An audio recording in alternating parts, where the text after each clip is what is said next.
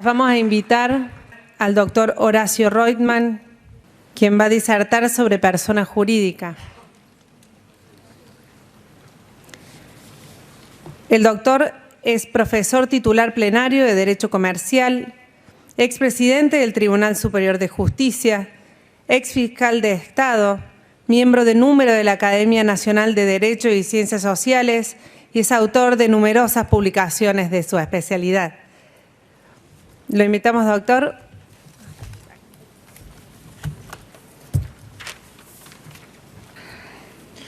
Bueno, muchas gracias por la invitación. Es un honor participar en estas jornadas, máxime habiendo integrado el Poder Judicial hace ya mucho tiempo. Es un ámbito donde me desempeñé y he recibido probablemente las mayores satisfacciones en mi vida. Decidí que no era mi vocación, pero de todos modos recuerdo aquellos tiempos con mucha alegría y mucha satisfacción. El tema que se me ha asignado es la persona jurídica. Es la contracara o el otro aspecto de los temas que ha desarrollado la doctora Chapero esta mañana. Como ustedes saben, la persona jurídica no fue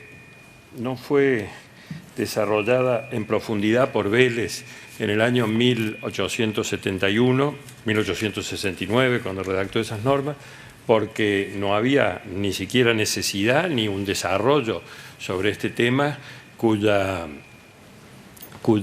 evolución se ha producido en las últimas décadas del siglo XX. Vélez definió a la persona jurídica por contraposición a la persona humana por defecto, diciendo que eran todas las personas que no eran personas de existencia visible, eran las personas de existencia ideal. Desde entonces hasta hoy lo que ha habido es una profundización del concepto, no solo del concepto, sino además del fenómeno en el mundo real. Y esto nos obliga a hacer un pequeño análisis, una pequeña introducción de por qué la unificación, no solo en nuestro país, sino en el mundo entero, y en qué consiste este régimen de unificación. Si se quiere, el aporte que probablemente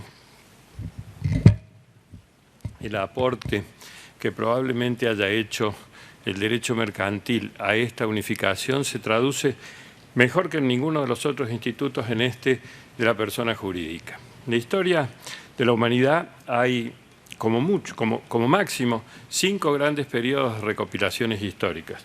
El Corpus Juris, descubierto en el año 1000, los primeros estatutos de los glosadores en el año 500, de allí el proceso de codificación en el año 1804 comienza con el Código Civil, culmina con el Código de Comercio en 1807, en el medio todos los procesos, la codificación procesal, la creación del Consejo de Estado en Francia.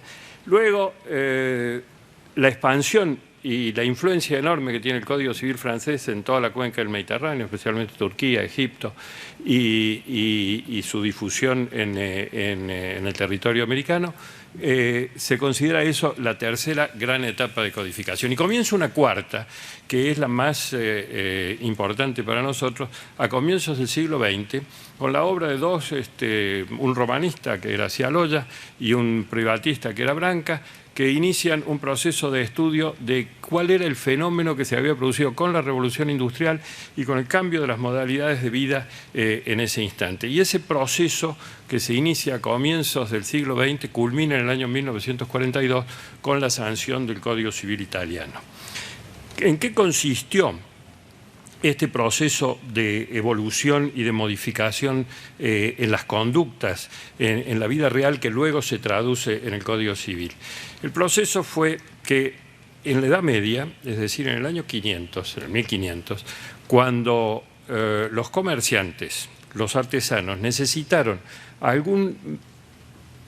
una regla que pudiera ordenar sus actividades estaban fuera del ámbito del derecho común. El derecho común, y eso se traduce hasta en el Código Civil francés, era la relación exclusivamente del hombre con la tierra, era una infraestructura exclusivamente agraria, en la cual lo que se regulaba era esa relación y la relación del hombre con la tierra después de la muerte. Por el contrario, el derecho mercantil que nace en aquella época era un derecho dirigido a una clase exclusiva de individuos, los que luego se llaman los comerciantes, entonces los artesanos, que estaban totalmente excluidos del espectro y de la protección de lo que se llamaba el derecho común. Tan excluidos estaban que tenían no solo sus propias reglas, sino que además tenían sus propios tribunales. Y eso se ha mantenido en algunos países, como por ejemplo en Francia, existe todavía el Tribunal de Pequeñas Causas en materia comercial, que se ocupa exclusivamente de la situación de estos sujetos apartados de la protección del derecho común. ¿Cuál fue el fenómeno que a partir de la Revolución Industrial comienza a divisarse en el mundo fenomenológico y por qué esto tiene una traducción luego en el ámbito jurídico? Aquellos sujetos apartados del espectro social, a los cuales se le prohibía el préstamo de interés, los cuales tenían sus propias reglas y que además no estaban protegidos por el derecho común en general, pasan paulatinamente a transformarse en los sujetos más importantes de la vida civil.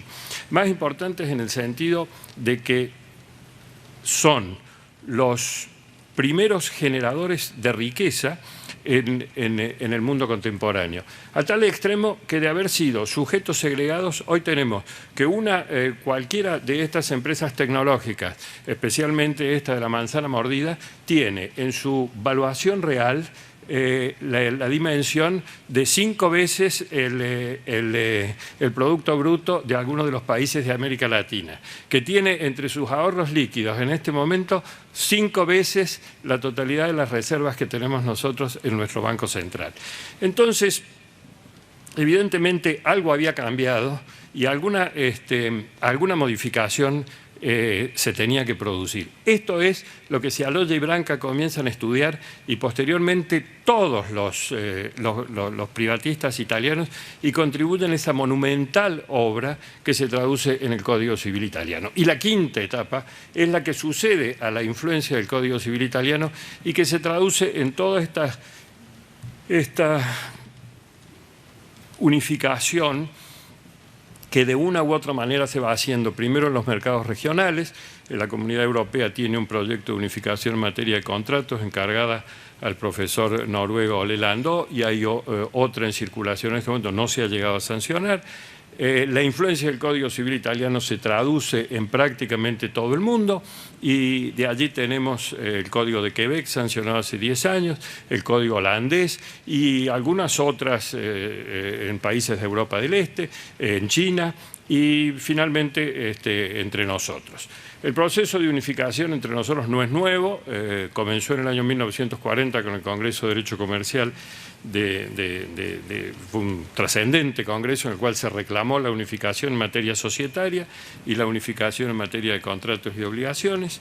Y luego, lo que ustedes ya conocen, la comisión del año 85, el proyecto sancionado y vetado, las dos comisiones del año 92, la comisión del año 1998, que yo tuve el privilegio de integrar, un proyecto frustrado y que ha servido en gran medida corrigiendo los errores que se cometieron entonces y con una gran innovación en materia de derecho de familia que se traduce en el proyecto, la ley 26694, que es el Código Civil y Comercial que nos rige desde el sábado pasado.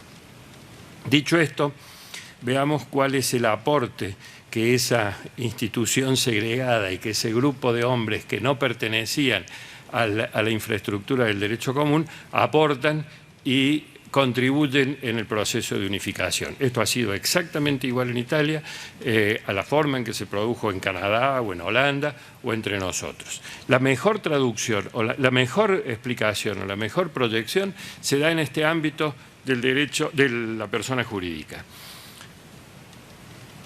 ¿Qué ha ocurrido en los últimos 40 años en esta materia?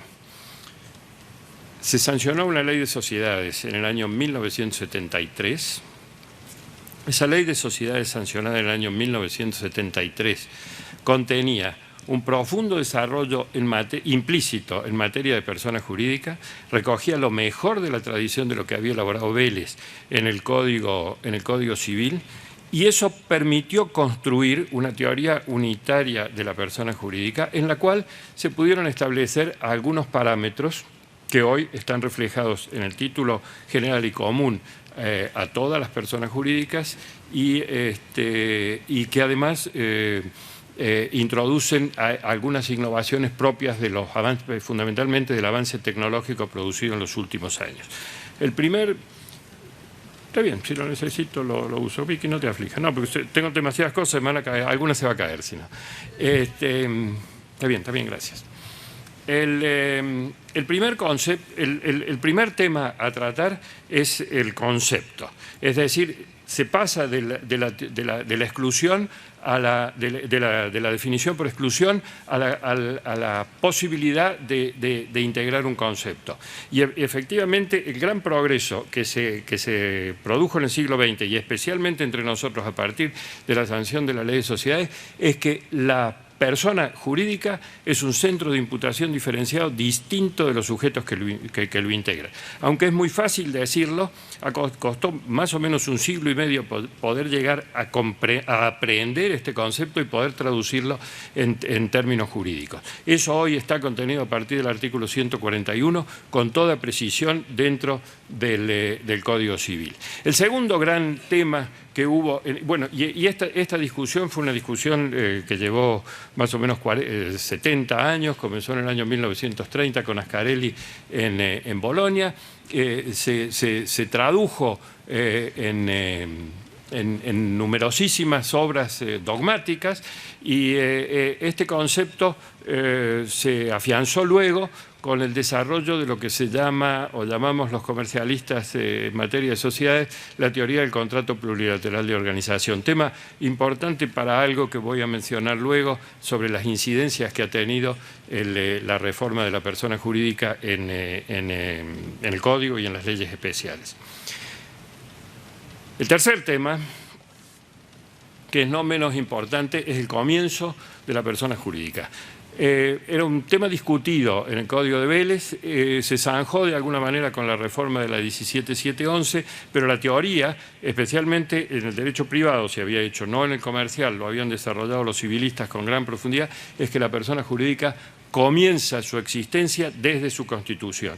Y este es un tema muy, muy importante, es decir, se tiene personería y se tiene personalidad a partir del momento en que ese conjunto de individuos distinto de ese centro de imputación diferenciado, a partir de que ese conjunto de individuos toma la decisión de constituir la persona jurídica. Pero, si se cumple con todos los requisitos y llega a buen fin, entonces tendrá el régimen diferenciado y los privilegios o las prerrogativas que le otorga, limitación de responsabilidad y algunos otros beneficios. Si por el contrario incurre en no cumplir con el íter que le exige para culminar satisfactoriamente con este procedimiento, tendrá sanciones o tendrá un régimen distinto de responsabilidad. Pero en uno y otro caso hay personas desde el mismo momento de su constitución. Y esto generó muchísimas dudas, muchísimas dificultades. Yo recuerdo en la época que nosotros estudiábamos esta materia, teníamos el concepto de que la persona nacía con el otorgamiento de la personalidad, con la inscripción, con el reconocimiento.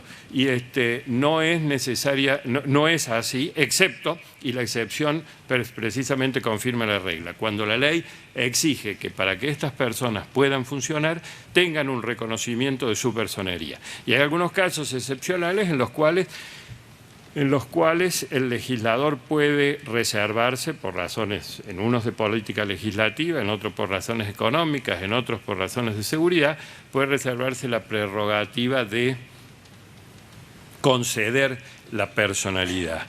Y esto es, por ejemplo, el caso de los bancos, el caso de las compañías de seguros y tantísimos otros en los cuales está resguardado el interés general, está protegido la comunidad y el Estado monopoliza y se reserva para sí la posibilidad de autorizar a una persona a que recaude libremente fondos para luego aplicarlos y prestarlos, y esto no es una actividad que pueda concedérsele a cualquiera. De hecho, tenemos algunas situaciones difíciles, o ustedes tendrán algunas situaciones difíciles en el manejo de sus decisiones, precisamente por la infracción en la que incurren algunos sujetos a esta norma tan estricta y cuya monopolio o reserva lo tiene el Banco Central. Igual ocurre con los seguros, es decir, ¿cuál es el interés del Estado en reservarse ese monopolio? Pues la administración de la que se llama la bolsa de primas o el conjunto económico que puede permitir afrontar la indemnización a la hora de producirse el siniestro.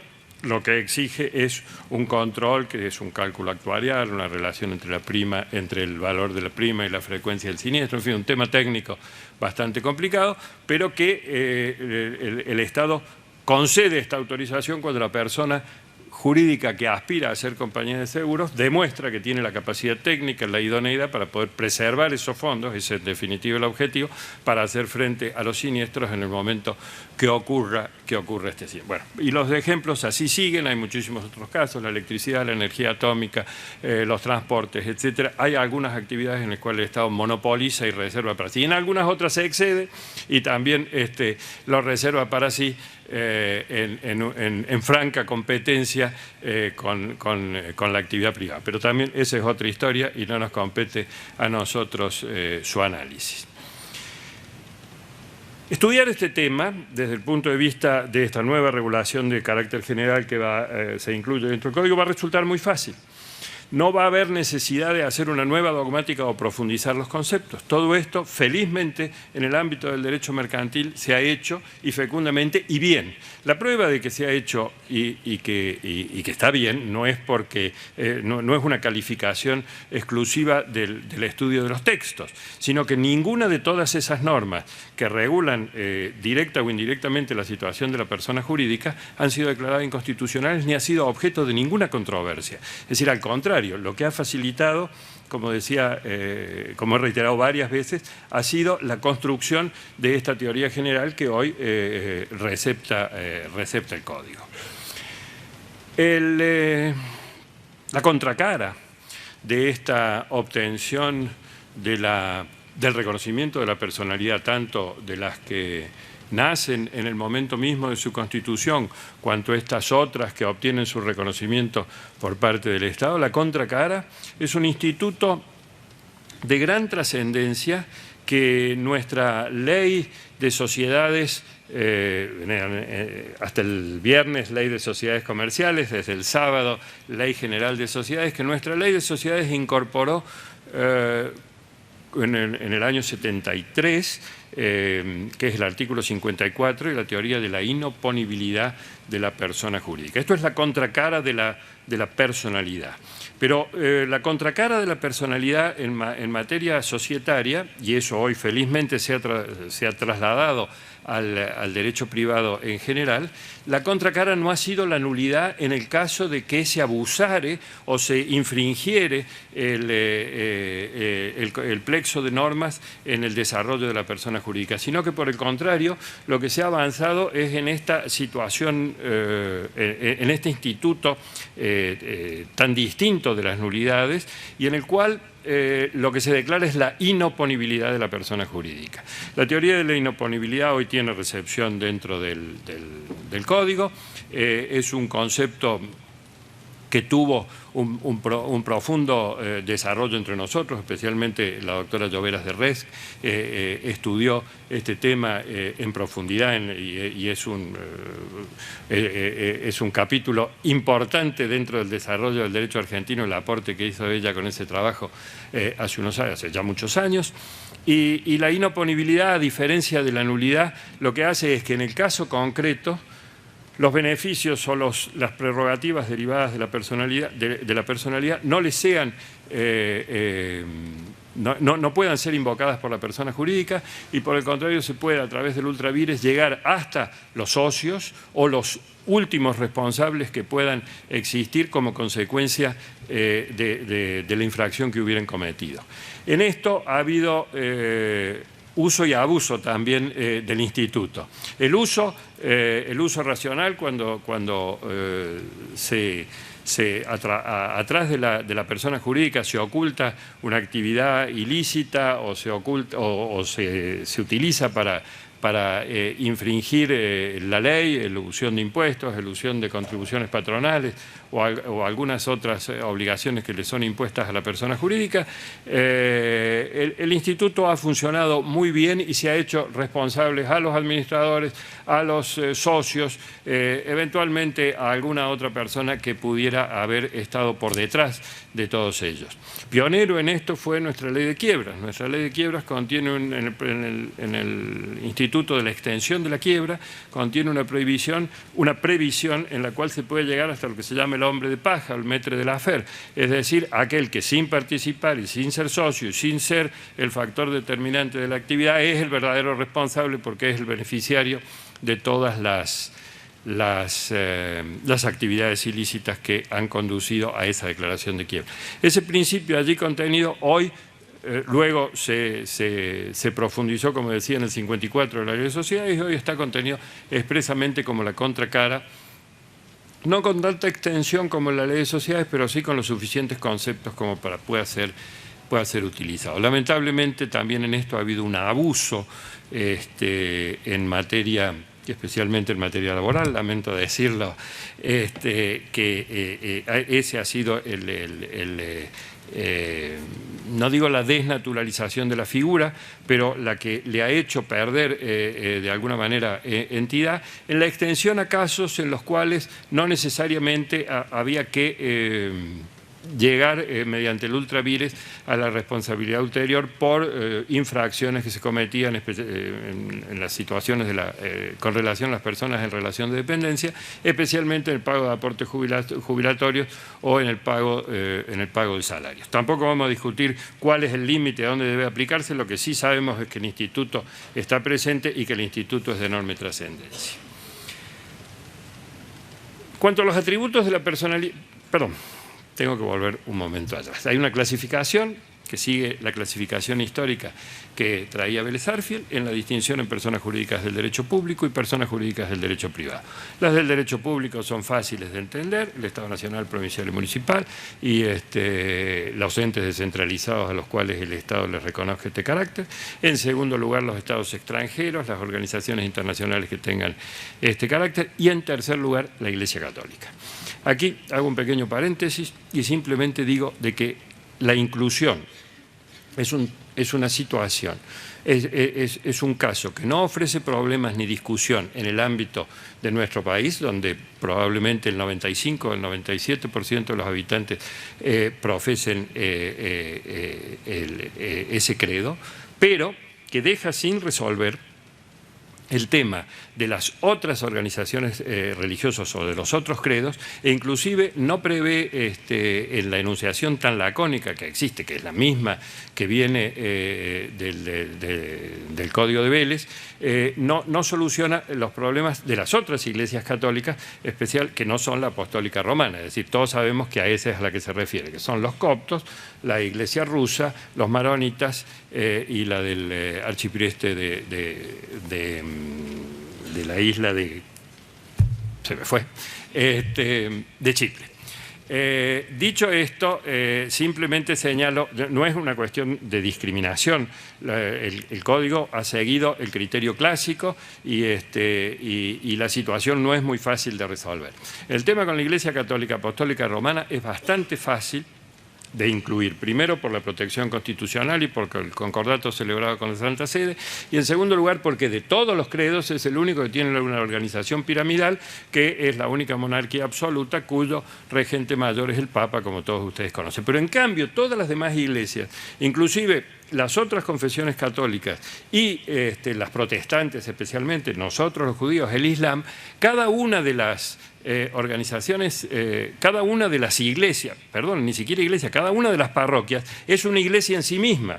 Es decir, no responde a una organización integral, sino que por lo contrario cada una podría pedir el reconocimiento como persona jurídica y además de obtener el reconocimiento como persona jurídica, ni respetar la forma en que se administra el credo por la vecina, ni siquiera y contestar o discutir sus principios. Bueno, no es una cuestión religiosa la que estamos discutiendo aquí, sino señalar hasta dónde el problema es difícil de solucionar.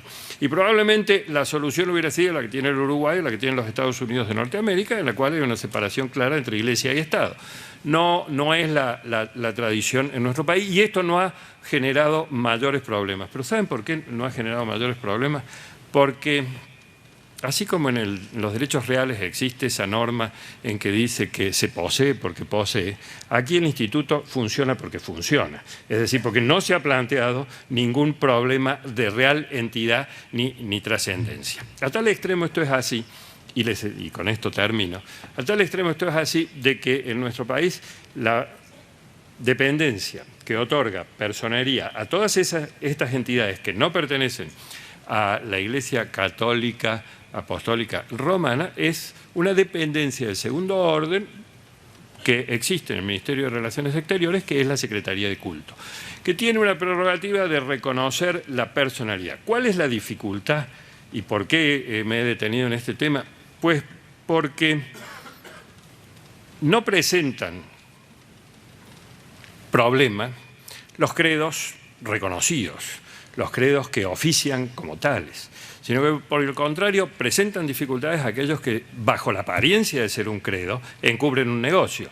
Es decir, todas estas pseudo iglesias o pseudo actividades que en definitiva son sectas, las cuales tienen propósitos económicos o algunos otros fines no queridos, que tampoco es el caso de analizar aquí, pero que si obtuvieran reconocimiento o pudieran tener alguna entidad jurídica de alguna naturaleza, tendrían exención impositiva, que es la que gozan todas estas entidades, tendrían la capacidad, por supuesto, de adquirir derechos y contraer obligaciones, y además estaríamos protegiendo en la realización de actividades no queridas y que indudablemente el Estado debe tutelar. Felizmente no hay grandes problemas, pero que las hay, que existen, las vemos, cines, teatros, la difusión y la propagación que de eso hay, e inclusive la difusión por televisión y programas nocturnos en los cuales evidentemente no se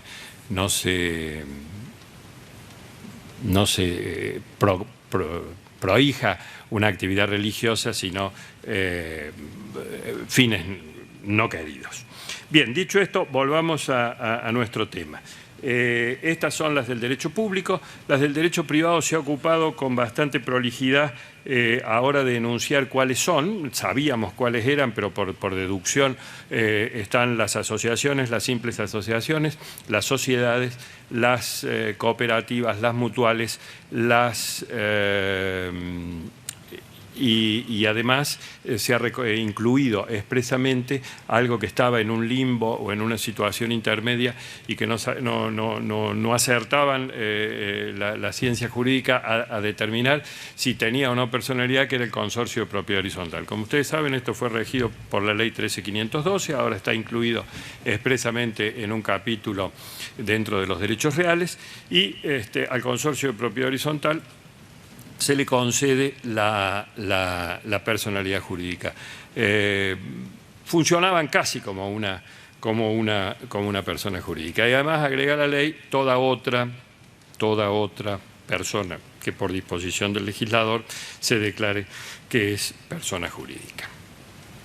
¿Cuáles son las innovaciones importantes en esta materia que se han introducido con carácter general? La primera de ellas es la de las reuniones a distancia. Las reuniones a distancia o las reuniones virtuales es una realidad del mundo en que vivimos. Cito simplemente un ejemplo que muchos de ustedes deben haber leído. El desarrollo de una valija electrónica, una valija de viaje electrónica, la cual se podía conectar a un dispositivo móvil que uno llevara en su bolsillo, entonces cuando estaba a más de 10 metros de la persona que la portaba, cerraba automáticamente el candado. Cuando se perdía había una forma de detectarla, se la podía buscar en el lugar en donde se encontrara, y así todos los beneficios que puedan estar derivados del avance tecnológico. Bueno, no es el caso de la valija lo que estamos estudiando en este momento, sino por el contrario, de que esto primero fue desarrollado por varios argentinos y segundo que estos argentinos ninguno se conocía. Uno residía acá, otro vivía en Nueva York, otro vivía en Europa y el otro estaba en China donde se desarrolló el prototipo. Estas 5 personas que desarrollaron este dispositivo nunca estuvieron en contacto entre sí. Decidieron hacerlo, desarrollaron el prototipo y lo pudieron implementar en China y decidieron un día que necesitaban $50.000 para poder llevar adelante el proyecto. Lo presentaron y en estas instituciones que se llaman de crowdfunding lograron en 24 horas, en vez de recoger los $50.000 que necesitaban, recibieron un aporte superior al $1.000.000, es decir, vendían anticipadamente el producto que iban a dar a la mitad del precio que iba a resultar en el mercado. Importancia de esto para el derecho de la sociedad. Primero, se tomó la decisión, es decir, nació la persona jurídica, ninguno estaba presente. En segundo lugar, se tomó la decisión societaria de salir a recaudar los fondos. Ninguno estuvo presente. Tercero, se reunieron los fondos y se depositaron en una cuenta, nadie estaba en el lugar y así esto se desarrolló. Espero que la valija llegue en los próximos días. Yo me perdí de ser uno de los beneficiarios a mitad de precio. Y siempre estaba todos los días por hacer el aporte. Al final me quedé fuera del concurso. Pero lo importante, lo cito como ejemplo, porque es un ejemplo extremo. Esto es una cuestión de todos los días. Baja el precio de la soja en Chicago, que es donde se cotiza yuyo, y afortunada o desafortunadamente hay que procesarlo, hay que exportarlo, hay que tomar una decisión si se mantiene en el silo bolsa.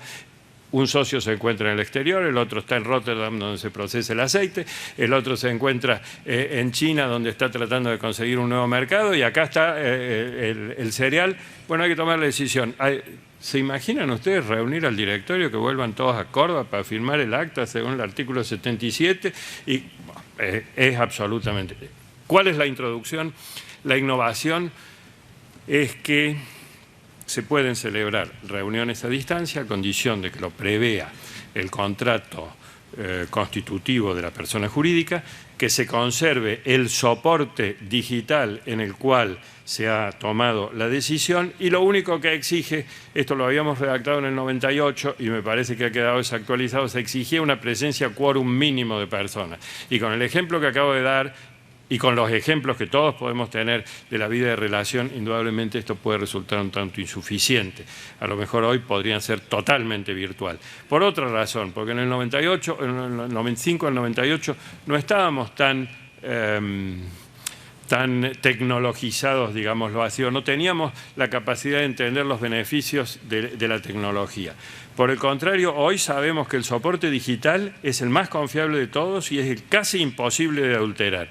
Mientras que yo he visto, por lo menos me lo han venido a ofrecer, no lo he visto físicamente, la adulteración de libros de comercio sustituyendo las hojas, haciendo los firuletes que existen en el borde de los libros y haciéndolo parecer tan bueno como el que se hubiera tomado en la decisión correspondiente. Ellos sin hablar de la otra ficción, y es de todas esas actas que se hacen y se dicen que están todos presentes y que nunca estuvieron presentes.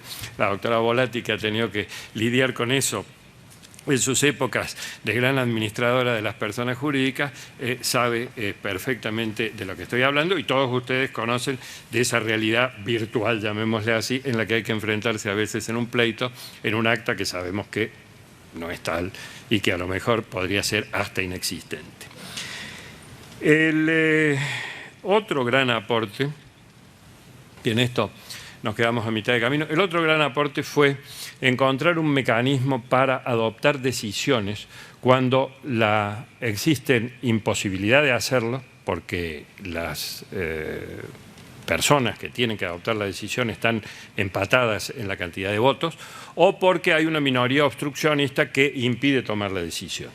En los años 90, 2 fallos rectores hubo en la capital federal, en los cuales se determinó que si la persona jurídica no podía tomar la decisión que hacía al desarrollo de su actividad, y los integrantes eran mujeres que no tenían las polleras bien puestas o hombres que no tenían los pantalones lo suficientemente bien calzados, lo que tenían que hacer era disolver la persona jurídica. Esa era la solución y no estar trasladándole el problema a los jueces para que sean los jueces, en sustitución de aquellos que debían adoptar las decisiones, los que tuvieran que ponerse en posición de administrador.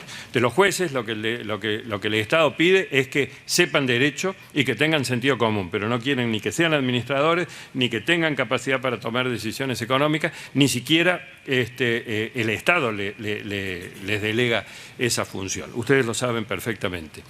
Entonces, esa solución era revolucionaria en el sentido de que ante la falta de la mayoría necesaria para adoptar la decisión, lo que se producía, esto que se llama empate técnico, la minoría que obstruía, le daba dos instancias. La primera era que los órganos de administración tomaran la decisión, la segunda que los órganos de gobierno pudieran adoptar la decisión o confiarle al presidente tomar una medida, remover a las autoridades existentes, y si esto no se lograba, el juez tenía un mecanismo de salida bastante fácil, que era la disolución de la sociedad. Con un gatillo de esta fuerza y magnitud, difícilmente una minoría obstructiva o un caprichoso dentro de un empate podía someterse a esa decisión. Y antes que la sanción máxima de la disolución, por lo que se iba a optar era por encontrar una solución. Bueno, pues eso estaba en el proyecto del 98 y inexplicablemente esto se traslada con los mismos términos, pero se le suprime el último inciso que era el de la disolución. Y entonces en esto la enmienda es peor que el soneto, porque lamentablemente lo que resulta ahora es la judicialización del problema, el sustituir, lo que señalaba recién, el sustituir los jueces por aquellos que no toman la decisión y finalmente delegar, es decir, la litigiosidad que se va a crear a partir de este artículo, que inexplicablemente, y esto no sabemos en dónde se produjo la mutilación, pero lo cierto es que, porque ustedes saben que el Código sufrió una serie de mutilaciones en el proceso de desarrollo, algunas en la propia comisión, inexplicablemente, los tres juristas eminentes no podían estar al alcance de los detalles, pero estos fueron problemas mecánicos de pasar en limpio el texto definitivo. Luego fue la que se produjo en el Poder Ejecutivo y finalmente las picardías que se introdujeron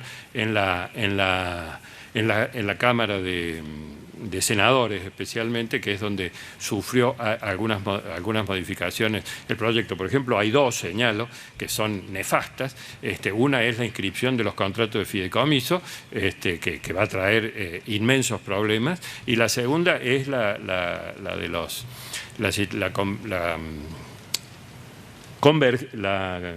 coexistencia de derechos reales y personales en la constitución de clubes de campo, country, cementerios privados, etcétera, en donde el derecho real es del titular del inmueble y las partes comunes están en una situación de derechos personales a través de una asociación, una sociedad, etcétera. Bueno, esta situación no ofrecía ninguna dificultad y la convivencia de derechos reales y personales iba a ser perfectamente lógica con el nuevo régimen, que es el sometimiento de todo esto a la propiedad horizontal. Pues bien, hay un artículo allí inocentemente donde dice que todos los existentes se deben someter a el régimen de propiedad horizontal. Se imaginan catastro, planos, y nuestros primos hermanos los escribanos, la discusión sobre honorarios, etcétera. Yo propondría que la norma es loable, pero que sea gratis, es decir, sin tasas y sin honorarios, que haya que hacerla obligatoriamente, pero que nadie en el íter de todo, y nosotros también los abogados, que nadie en el íter de todo esto salga beneficiado. Esas son las picardías o los anacronismos con los que vamos a tener que luchar para que esto no sea un despropósito. Y hay muchos otros de la misma índole y naturales. Otro tema de importancia que se incluyó. Bien, no me voy a detener en las cuestiones de los atributos de la personalidad, nombre, domicilio objeto, patrimonio. Lo que acá se llama nombre, allá era en el derecho de sociedades era denominación, domicilio es la misma situación de domicilio, jurisdicción y domicilio, calle y número, patrimonio allá es capital. En fin, el tema está agotado en el ámbito del derecho mercantil y ese es el gran aporte que se va a poder, que se va a hacer desde la dogmática y desde la jurisprudencia y la teoría. En materia de administración hay algunos temas que me parecen relevantes destacar. En materia de administración se tiene, por una parte, dirección y administración que necesariamente deben tener todas las personas jurídicas. Y como contracara o como complemento de esto, si existe un régimen de administración, también tiene que existir un régimen de responsabilidad de los administradores. Este tema venía, y me voy a detener con un par de ejemplos para que ustedes comprendan hasta dónde, a mi juicio, el tema es trascendente y no ha sido lo suficientemente tratado. Este tema en los últimos 40 años en materia societaria estaba comprendido entre los artículos 58 y 59 de la parte general de la Ley de Sociedades y el artículo 274 referido exclusivamente a las sociedades por acciones. Pero todas las demás personas jurídicas, inclusive la SRL, tiene una norma desde el año 1983 la cual dice que en materia de responsabilidad en ciertos supuestos se remite al 274, es decir, un artículo que está 100 artículos después. ¿Qué quiere decir? Esta deficiente técnica legislativa quiere decir de que el sistema no es lo suficientemente coherente ni previsor que para todas las personas jurídicas se aplique un régimen de responsabilidad. Los jueces han sorteado este problema por analogía y con bastante prudencia, pero la analogía no es suficiente para todas las situaciones que voy a enumerar en un momento, y con un ejemplo lo voy a tratar de explicar. Esto presenta distintas aristas. La primera es acción de responsabilidad. La segunda es acción de remoción. La tercera es plazo de prescripción. La cuarta es plazo de caducidad para el inicio de la acción. La quinta es impugnación de la decisión asamblearia. Y así sucesivamente, cada una de todas estas, en las cuales hay que establecer reglas absolutamente claras. Primero para el administrador, para que sepa en dónde está el comienzo de sus obligaciones y hasta dónde puede desarrollarlas. Y la segunda es para el socio, para el partícipe, para el individuo asociado, en el cual tiene que hacer un reclamo de responsabilidad. Voy a señalar con dos ejemplos, uno que no tiene nada que ver con el tema, para que vean ustedes hasta dónde la vida real influye en la decisión que se adopta por parte de los legisladores y hasta dónde esto es trascendente y por qué este tema es trascendente en nuestros días. Lo venimos reclamando una serie de un grupo minoritario de estudiosos de este tema. Yo soy estudiante nada más, no estudioso, que nos ocupamos de este tema y siempre hemos chocado, es decir, hemos tenido, no lo pudimos incluir en el proyecto del 98, a pesar de que había dos de ellos allí presentes, no se pudo hacer ni siquiera en el proyecto de reforma de la Ley de Sociedades y por supuesto no se logró ahora. Yo doy dos ejemplos. Voy a traer uno que no tiene nada que ver para que vean, para poder explicar por qué esto se hubiera producido si el Código se hubiera sancionado apenas un año más tarde. En los años 90, una de las grandes discusiones que había en materia de derecho de familia era si se podía incluir dentro del Código un régimen que estableciera la división de los bienes dentro del matrimonio acordado por los cónyuges antes del casamiento, es decir, un régimen distinto al régimen de comunidad. Y por supuesto éramos muy minoritarios aquellos que sosteníamos que había que ir hacia un régimen como el que ya existía hacía casi 100 años en el Uruguay, y que existe en la mayor parte de los países europeos. Reacción, costumbre, en fin, dogmatismo, pero lo cierto es que este tema no encontraba un cauce y les aseguro que entre los años 95 y 98, mientras se discutía en aquella comisión los temas, este era un tema en el que se llegaba hasta cierto límite, pero de allí no se podía pasar. Hasta que un buen día la diva del teléfono le tiró un cenicero por la cabeza a su compañero polista, marido. Y se produjo una división dentro de la sociedad, en la cual mujeres mal informadas salieron a reclamar de que los bienes habidos por ella en la actividad, luego de haberse casado, no le correspondía darle la mitad a su cónyuge. Todos recuerdan lo pintoresco que fue y la trascendencia que tuvo este tema. Por supuesto, tuvimos que salir a decir que sí había que darle la mitad, porque el día que le tocara a las mujeres, porque la situación fue la inversa, podían quedarse sin recibir la mitad que le correspondía. Pero esa también es otra historia. Lo cierto es que ahí se terminó el problema. Fíjense ustedes la trascendencia que tienen los programas de Chimento en materia de derecho de familia. Empezamos a las 12 y tenemos restitución de menores sustraídos en el extranjero. Seguimos a la 1 con el cambio de nombre, a las 3 cambio de sexo, a las 4 tenemos problemas de adopción y encima nos dan clase y nos enseñan derecho de familia y aprendemos todo lo que no habíamos. Bueno, esta es la trascendencia que tuvo, eso y se terminó el tema. A partir de allí hubo división, hubo régimen optativo para división de bienes. Materia de responsabilidad de los administradores. Vuelvo a insistir, prescripción, acción, promoción de la acción, responsabilidad, límite, capacidad y así sucesivamente. Si hoy hubiera que alguna de estas personas jurídicas que están aquí incluidas, no sociedad, asociación civil, iniciar un régimen de responsabilidad. Alguna de estas que especialmente manejan fondos más grandes que la multinacional más importante. Venta de jugadores, sponsoreo, derechos de transferencia de partidos, derechos televisivos, etc. Si hubiera que iniciar una acción, les aseguro que el socio o asociado que pretenda un resarcimiento por los malos manejos que pudiera haber tenido el administrador, el primer problema que tiene es buscar en dónde está legislada la acción de responsabilidad.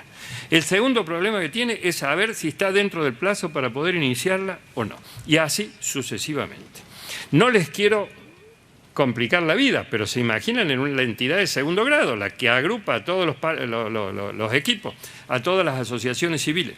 Bueno, pues bien, si esto se hubiera producido, la sanción del código hubiera sido posterior al escándalo que hemos presenciado en los últimos días, les aseguro que tendríamos un régimen general de responsabilidad de los administradores con todos los detalles de perfección, así como se solucionó aquel tema. No había forma de hacer entender de que, es más, hubo normas de reforma del artículo 15 de la Ley de Sociedades que se propiciaron por parte de la subcomisión que elaboró un anteproyecto que después hizo suyo la comisión y que fue totalmente mutilado. Uno de los problemas más serios que tiene, problemas no, porque en definitiva tenemos un régimen que es bueno, que era el anterior, pero que no se ha avanzado lo suficiente, ha sido la mutilación que hubo en materia de sociedad. En eso obraron los celos, las envidias, las posiciones dogmáticas de aquellos que piensan lo contrario, y así es como se va construyendo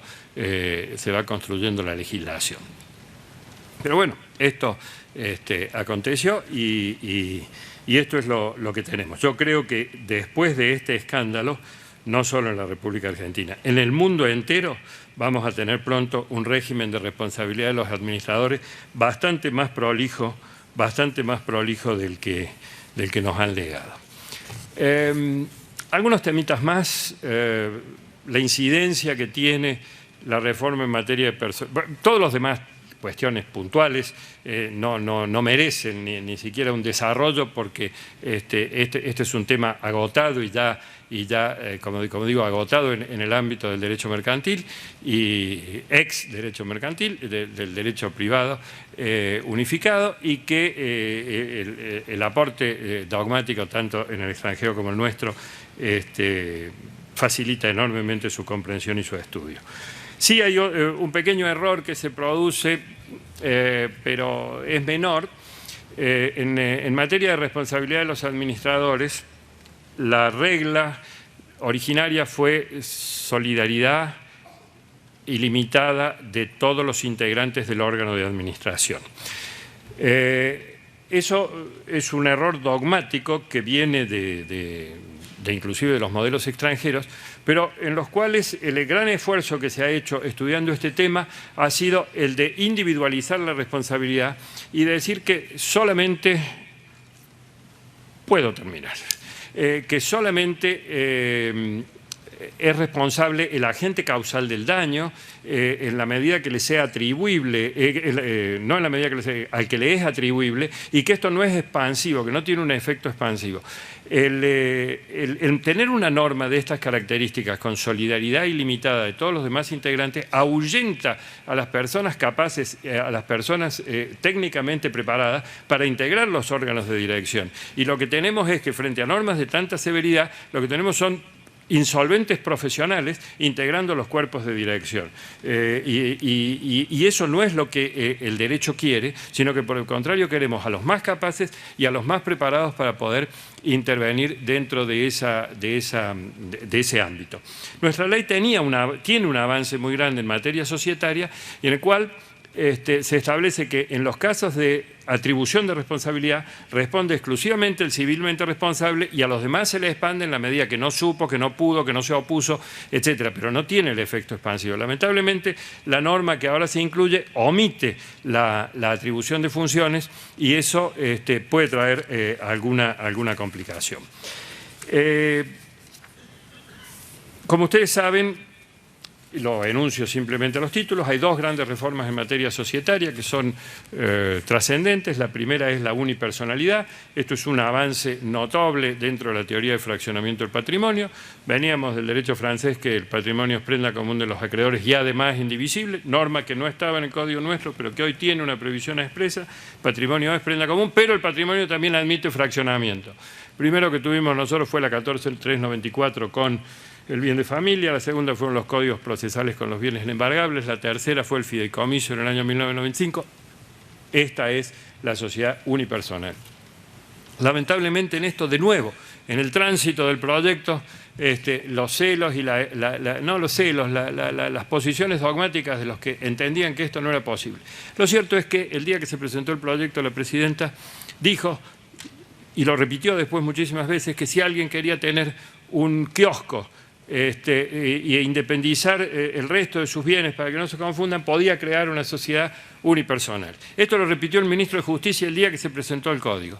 Pero lo cierto es que le introdujeron otra de estas insignificantes agregados que pueda haber, y en el artículo 299, inciso G, se dice que estas sociedades unipersonales están sujetas al Contralor Estatal Permanente. ¿Saben lo que es eso? Necesitan 3 directores y 3 síndicos. Entonces, antes el que tenía que asociarse para constituir una sociedad tenía un problema de un socio, la mujer, el amigo, el amante, el empleado, el chofer. Ahora tiene 6 problemas, tiene 3 directores y 3 síndicos. Es decir, que esto no va a funcionar.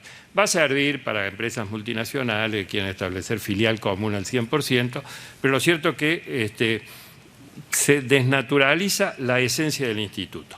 ¿Por qué se sigue llamando sociedad? ¿Se acuerdan que al principio señalé contrato plurilateral de organización? Porque el carácter de la plurilateralidad subsiste aún con la constitución por una sola persona. O a la inversa, si es constituido por varios y queda reducido a uno el elenco de los participantes, también subsiste la personalidad, porque lo que permite esta plurilateralidad es la incorporación posterior mediante un aumento de capital y la distribución de las correspondientes participaciones sociales. Esa es la esencia y esa es la razón por la cual este supuesto anacronismo, sociedad, 2 personas, de un solo socio, lo que está indicando es que es un vehículo que se organiza de esta forma y permite la plurilateralidad con posterioridad. La genética, la plurilateralidad y la adquirida, es decir, las que nacen de esta forma o las que se desarrollan.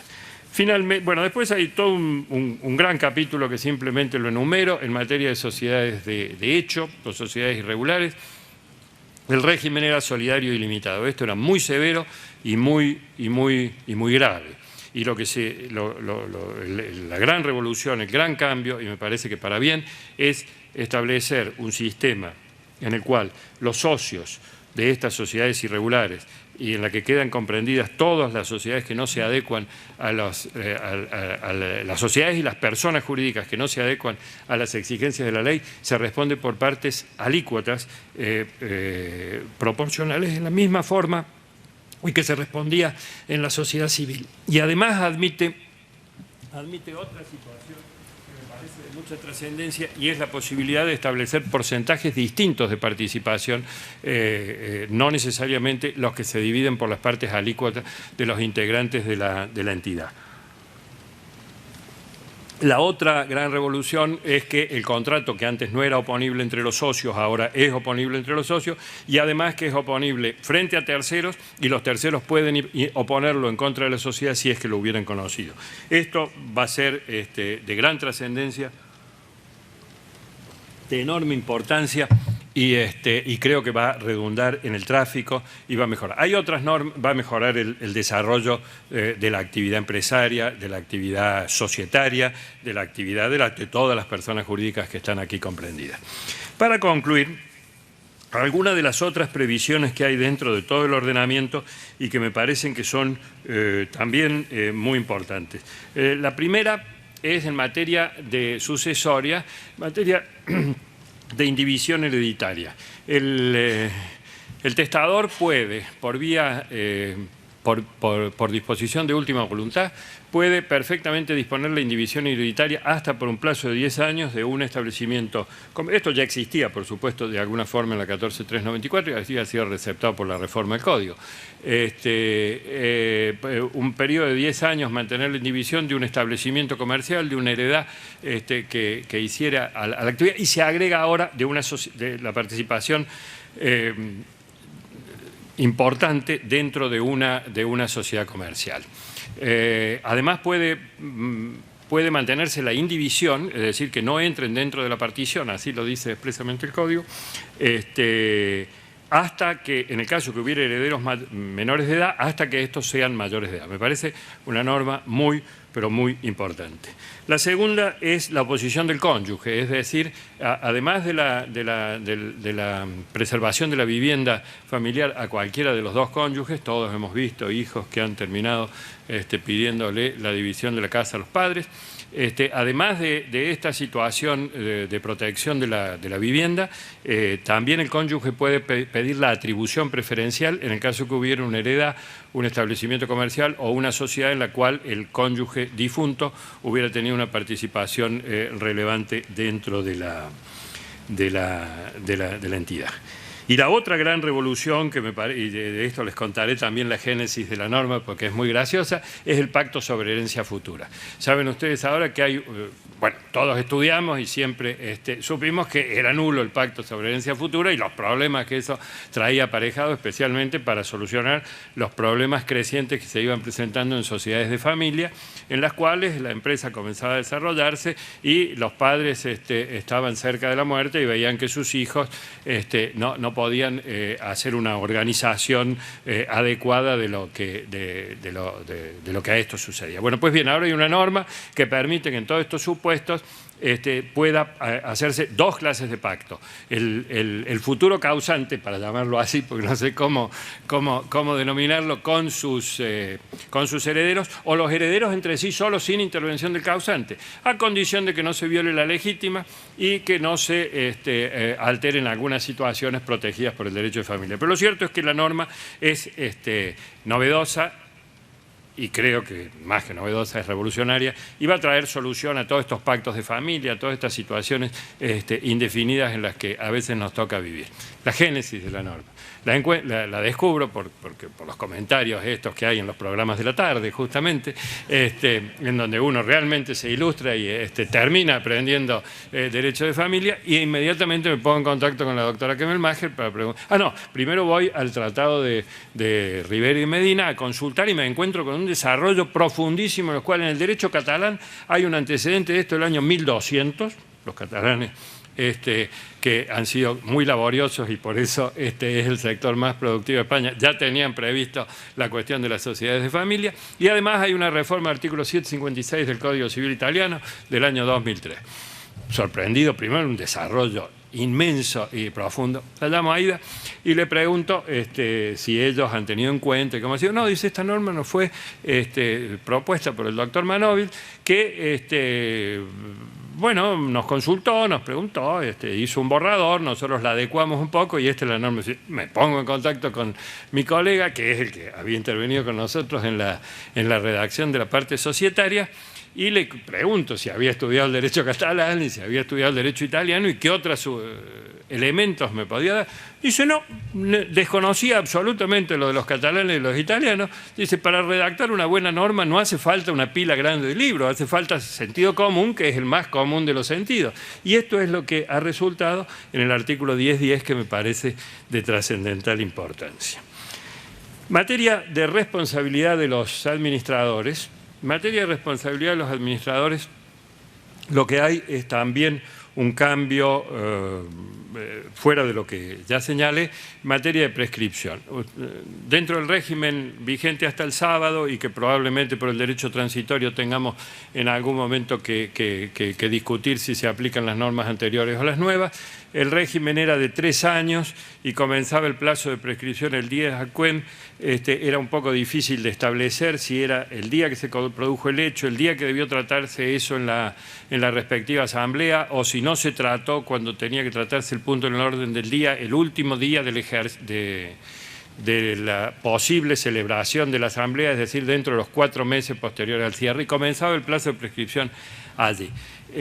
Señalo que esto va a ser un tema que se va a seguir discutiendo. El segundo problema era cuál era el plazo de prescripción. 2 años, los que decían responsabilidad extracontractual, y todos decíamos es un exceso porque los 2 años comienzan a computarse cuando se conoce el hecho. 10 años era un disparate porque era muy largo y se terminó en el 848, inciso primero del Código de Comercio, y eso es lo que abunda, digamos así, la posición dominante, 3 años a partir de ese momento. Ahora, el régimen general de prescripción 2560 es 5 años, pero en materia de responsabilidad es 3 años, y aún siendo esta responsabilidad contractual, el Código ya no distingue responsabilidad contractual y extracontractual, pero de todos modos hay una lagunita en esto, pero creo que al hablar de responsabilidad civil estamos hablando de la responsabilidad contractual y extracontractual. El plazo es de 3 años. Y la gran innovación es que en la suspensión del curso de la prescripción, la permanencia en el cargo hace que se suspenda el curso de la prescripción hasta el cese de la persona física en el desempeño de la actividad. Es decir, ya no tenemos el problema que señalaba recién, que va a ser un problema de derecho transitorio, según cómo interpretemos la aplicación del artículo 7, pero sí a partir de ahora va a estar suspendido y los 3 años van a comenzar a computarse a partir del cese. ¿Cuándo habrá cese? ¿Con la inscripción? ¿Con la renuncia? Bueno, ahí tenemos para hacer gimnasia y entretenernos para poder hacer un buen alegato o ustedes un buen fallo. Y por último, y no en importancia, la fianza. La fianza también tiene una trascendencia importante en materia de personas jurídicas, porque los administradores de personas jurídicas, por una mala modalidad y una mala costumbre que existe en nuestras entidades de crédito en la República Argentina, se les exige afianzar con fianzas abiertas y generales todas las obligaciones de la entidad.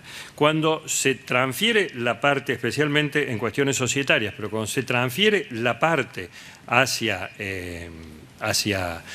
un tercero, la persona que queda desvinculada y que cesa como administrador no tenía posibilidad, hasta el sábado pasado, no tenía posibilidad de solicitar la devolución de esa fianza en la entidad o al tercero al que se la hubiere otorgado.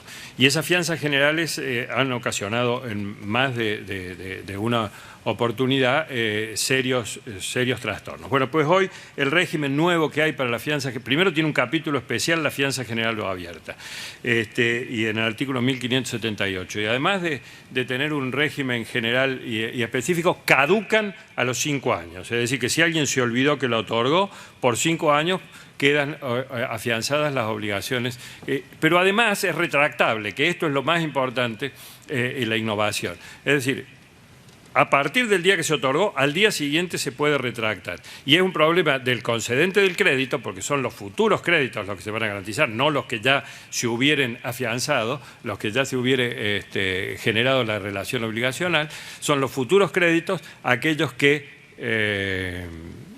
van a quedar fuera del ámbito y será un problema del acreedor e ir a exigirle a la persona jurídica o a los integrantes de la persona nuevas garantías o nuevas fianzas. Hasta aquí mi desarrollo, lo que yo creo que es trascendente e importante en materia de persona jurídica. Una reflexión final de mi propia cosecha.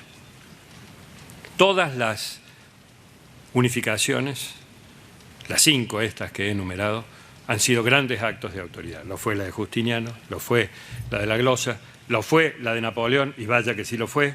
En su tumba se dice, se acordarán de mí, no por las 1000 batallas que he ganado, sino por mi Código Civil. Lo fue la de Mussolini, que lamentablemente se apropió de esa gran producción jurídica de los 40 años anteriores que se había hecho en Italia y le dio la impronta fascista, que demoró muchos años. Fíjense que la reforma más importante del Código Civil italiano se hizo en el 2003. En materia de sociedades todavía se llama el título 5 del laboro, del trabajo, y se considera que la sociedad es una entidad intermedia entre el Estado y que el Estado confluye. Toda esa teoría del fascismo y perdura todavía, yo creo que se ha morigerado por la aplicación práctica, pero perdura como concepción. Y nuestro código también fue un acto de autoridad, vaya que sí lo fue, no por las normas buenas y todas estas que estamos estudiando, sino por la exclusión de la responsabilidad del Estado y trasladarlo a una ley especial. Los administrativistas están muy contentos con eso.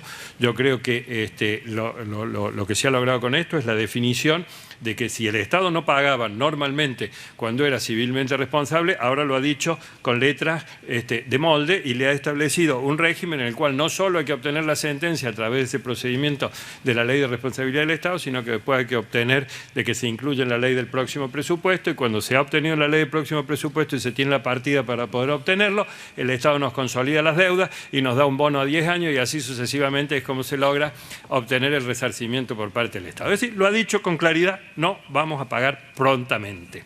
La segunda situación no querida probablemente por quienes pergeñaron, pero en todos los tránsitos cada uno hizo su aporte, es el régimen confuso que existe en materia de moneda extranjera. Indudablemente esto va a traer una serie de dificultades, las van a tener ustedes más que nosotros, porque van a tener que resolver sobre situaciones sumamente conflictivas y en las cuales no sabemos si la previsión de la devolución en la moneda que se ha contratado, si la obligación de valor, si la forma de considerar el valor va a ser la de la evaluación oficial de la moneda extranjera o si por el contrario puede haber pautas a otra. Y para colmo subsiste la norma del artículo 7 y 10 de la ley de convertibilidad, en la cual prohíbe la indexación, es decir, que si se hacen mecanismos alternativos de determinación de valor, se va a sostener de que hay indexación encubierta. Pero fuera de esto, y hay muchos otros actos de autoridad que se derivaron del Código, pero fuera de esto, tenemos que reconocer de que estamos ante un proceso notable de cambio, ante un avance profundo y muy grande de nuestra organización civil, y que esto va a moldear la vida nuestra y la de nuestros hijos, que va a necesitar una ley de fe de ratas y que va a producir un enorme desarrollo científico, de la misma forma que lo hubo en Italia del 42 en adelante. Entre nosotros, todo el aporte que viene de los últimos proyectos de reforma, más el que ahora se inicia y el proceso de decantación que va a haber en los próximos años, va a traer un notable progreso a la ciencia jurídica. Nada más.